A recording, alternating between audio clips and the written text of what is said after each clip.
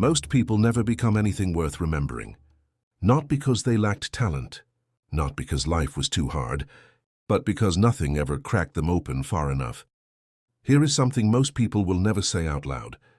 The people who built something real, who thought in ways that cut deeper than everyone around them, almost none of them had easy life. That's not a coincidence. That is a mechanism, a specific, documentable, almost brutal mechanism. And the strange part? The people it worked on, the ones it actually transformed, almost never recognized it while it was happening. They just thought something was wrong with them. If you have spent most of your life feeling like you exist slightly outside of everything, like you are watching life happen to other people from behind glass, this video is going to explain something you have probably never had words for. They told you that trauma makes you weak. They told you that if you've been hurt, you're broken. They told you that the loner, the one who walks alone, the one who doesn't trust the group, is simply damaged goods waiting to fall apart. They lied, because there is a specific kind of human, the one who doesn't just survive the fire. They walk out of it so hot that the world can never burn them again. What happens when betrayal isn't the end of your story, but the beginning of your invincibility? What happens when the loneliness you were forced into becomes the fortress you choose to live in? We are going to look at the blueprint of the trauma-born loner, the one who turns pain into power. And we are going to look at the man who held the highest office in the world while being the most isolated man on the planet. He was betrayed by his closest friend. He watched a plague destroy his empire. He buried his children. And yet he did not break. He became something else, something unbreakable. This is the story of Marcus Aurelius. But more than that, this is the mirror held up to you. If you've ever felt like you're standing in a room full of people and still feel completely alone. If you've ever been stabbed in the back by someone you would have died for, stay with me, because we're going to tear apart the psychology of how a trauma-born loner doesn't just survive. They achieve greatness. Part 1. The betrayal that should have destroyed him. Not just a soldier, the emperor. You are at war. Freezing cold, far from home. Fighting to protect the people you love. You are bleeding for the empire. You haven't slept in days. And then a messenger arrives. He tells you that the man you trusted the most, your best friend, your most decorated general, the man you called a brother, has declared himself emperor. His name is Avidius Cassius. While you are dying in the mud for the empire, your closest ally has walked into your house, sat on your throne, and told the world you are dead. Now, pause here. Most people, when they hear this story, they look for the revenge. They want to hear about the execution. They want the blood. But here is where the psychology of the trauma-born loner separates itself from the trauma-born victim. When Marcus heard about the betrayal of his most trusted general, Cassius, he didn't call for an executioner or a war room. He called for his soldiers. He stood before them and did something unheard of for an emperor. He admitted he was hurt, but he refused to be broken. He told his men that his only regret was that he might not get to forgive Cassius to his face, because to Marcus, the ultimate revenge was to show the world that his peace did not depend on another man's loyalty. As he returned to his tent on the cold, muddy front lines, he did what he had done for decades to survive the isolation of his crown. He opened his private notebooks, what we now call meditations, and reminded himself of the only truth that could keep him sane. He didn't write it to be a hero, he wrote it to survive. He wrote, "The best revenge is to be unlike him who performed the injury." And then he anchored his soul with the realization that changed history. You have power over your mind, not outside events. Realize this, and you will find strength. Let's call out the bullshit for a second. Society sells you this idea that if you are betrayed, you are supposed to be devastated. You are supposed to cry. You are supposed to heal by talking it out with the same people who hurt you. But Marcus did something else. He realized something that most people never realize in their entire lives. You cannot control the loyalty of others. He realized that the second you put your emotional stability into someone else's hands, you are giving them a loaded gun pointed at your own head.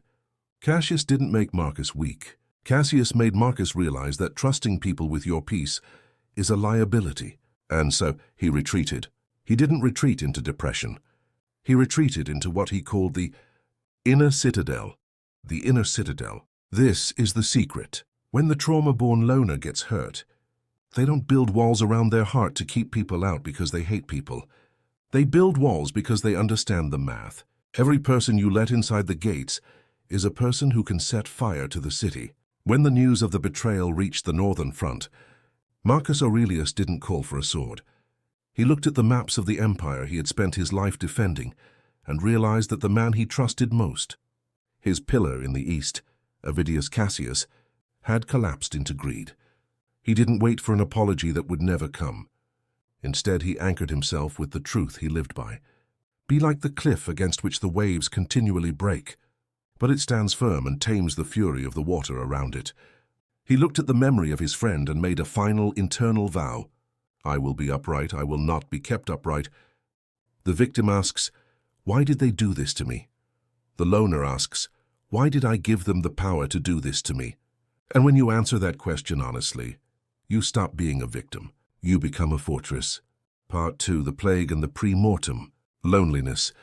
But betrayal wasn't the only thing that forged this man.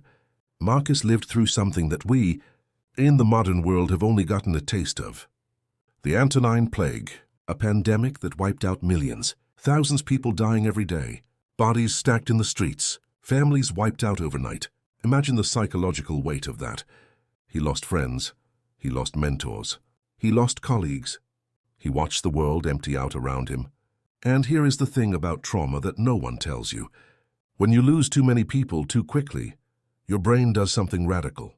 It creates distance. You start to look at life differently. You stop feeling like you are in the movie, and you start feeling like you are in the projection booth, watching it from above. Marcus developed a practice called the view from above. When the pain got too heavy, when he looked at the empty chair where a friend used to sit, when he thought about the plague taking his family, he would imagine himself floating upward, higher, higher, until the Roman Empire looked like a speck of dust on a map, until the armies looked like ants, until the betrayals looked like tiny movements of tiny creatures. He did this not to be cold. He did this to survive.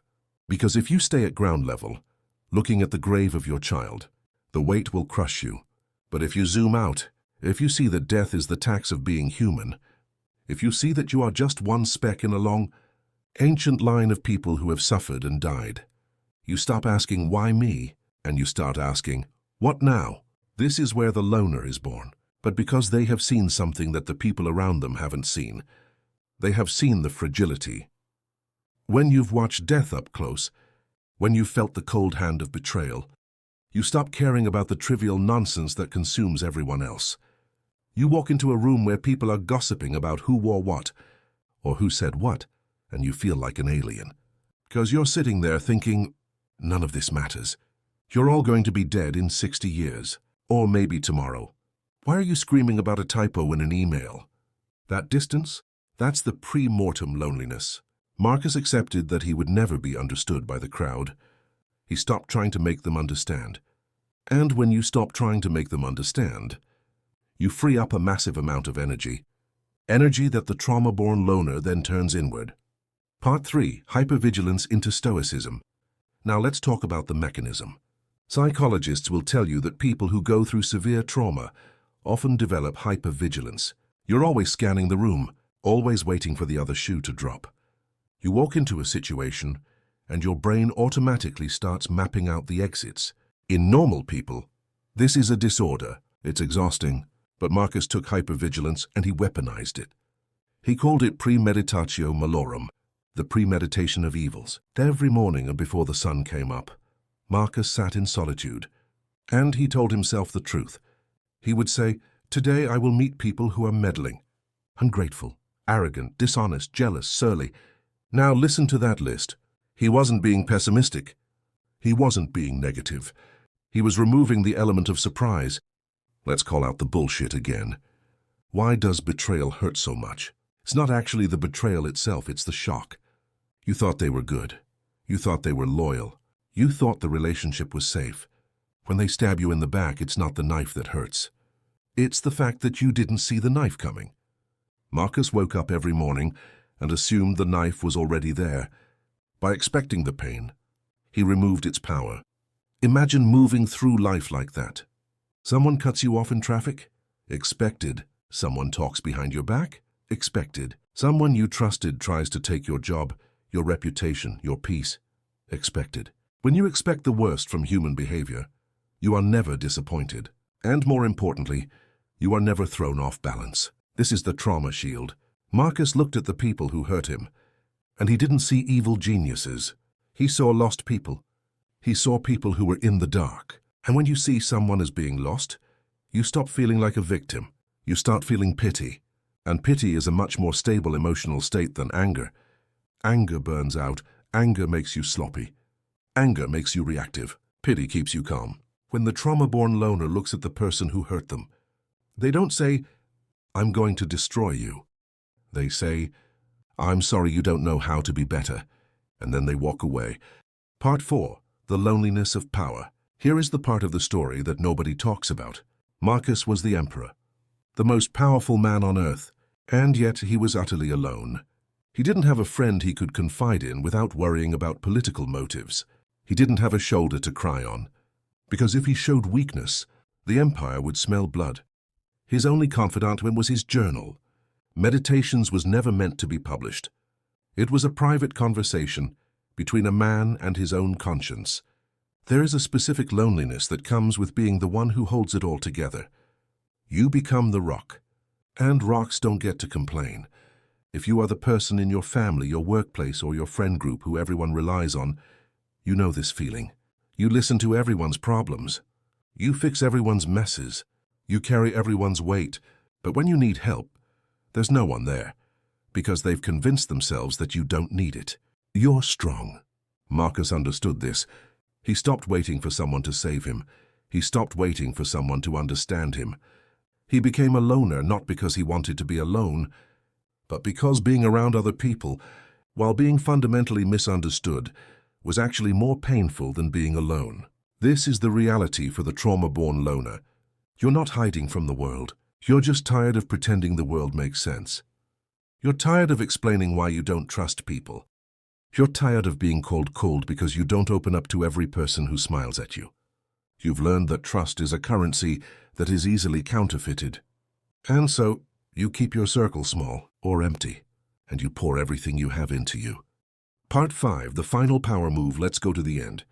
Marcus is dying. The plague that ravaged his empire finally came for him. He is lying in bed. His friends are gathered around. They are weeping. They are mourning the loss of the emperor, the loss of their friend, and Marcus looks at them. He doesn't cry. He doesn't give a dramatic speech about his legacy. He doesn't beg for more time. He looks at them with the calm of a man who has been preparing for this moment for 50 years. And he asks them a question: "Why do you weep for me?" And not rather think about the pestilence and the death which is common to us all. Read that again. He is asking them, "Why are you acting like my death is special? It's not. It's the one thing we all share." Even in his final moment, he refused to let his personal pain become a spectacle. He remained a loner in his dignity. He didn't need their tears to validate his existence. He didn't need their grief to prove he was loved. He had spent his entire life building a self that did not depend on the outside world. And in that moment, it paid off. He died not as a victim of death, but as a master of it. So where does that leave you? If you are watching this, and you feel that weight, that distance, that loneliness that comes from having seen too much, hear this. You are not necessarily broken. You are forged. Society will try to tell you that you need to open up, that you need to trust more, that you need to let people in. And sometimes that is good advice, but not for the trauma-born. For you, the work is different. Your job is not to find people who won't hurt you. You'll be looking forever. Your job is to become so whole within yourself that no one can hurt you. Marcus didn't become great because he was popular. He became great because he was disciplined. He didn't become a legend because he had a great support system. He became a legend because he was his own support system. He looked at betrayal, and he used it to build his inner citadel. He looked at death, and he used it to focus his mind. He looked at the flaws of humanity, and he used them to sharpen his own character. The trauma-born loner doesn't waste energy trying to fix the world. They focus on themselves, and in doing so, they become the one person in the room who cannot be shaken. You might be sitting there right now, feeling like you're alone in the fight. You might feel like no one understands the weight you carry. You might feel like the people who were supposed to have your back left you bleeding in the dirt. Good. That feeling, that fire, that's the fuel. Stop waiting for an apology that will never come. Stop waiting for the world to be fair. Stop waiting for someone to save you. Build the citadel. Every morning do what Marcus did. Prepare for the worst. Expect the betrayal. And watch it lose its power over you. When you stop needing people to be good, you stop being destroyed when they are bad. Marcus wrote, "You have been formed of 3 parts, body, breath, and mind. Of these, the first 2 are yours insofar as they must be cared for. The third alone is truly yours. That's the secret. They can take your body. They can take your breath. They can take your money, your reputation, your friends.